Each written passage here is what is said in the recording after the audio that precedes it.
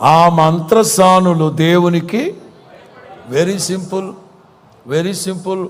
దీనికి మీరు జుట్టు పీక్కోవాల్సిన అక్కర్లేదు, బుర్ర గోడకేసి బదులు కొట్టుకోవాల్సిన అక్కర్లేదు. దేవుడు ఆ మంత్రసానుడికి ఎందుకు మేలు చేశారు అంటే, ఆ మంత్రసానులు దేవునికి భయపడ్డారు.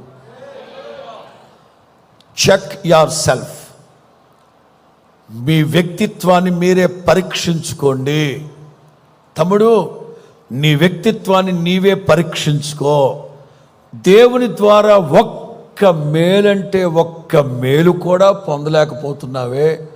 దశాబ్దాల పాటు భక్తి జీవితాన్ని కొనసాగిస్తున్నావే.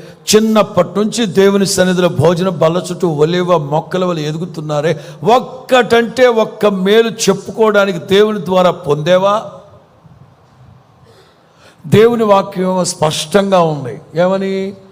నిశ్చయముగా నీకు మేలు చేయవలెనని నేను నిన్ను బలపరుస్తాను. స్తోత్రం చెప్పండి గట్టిగా.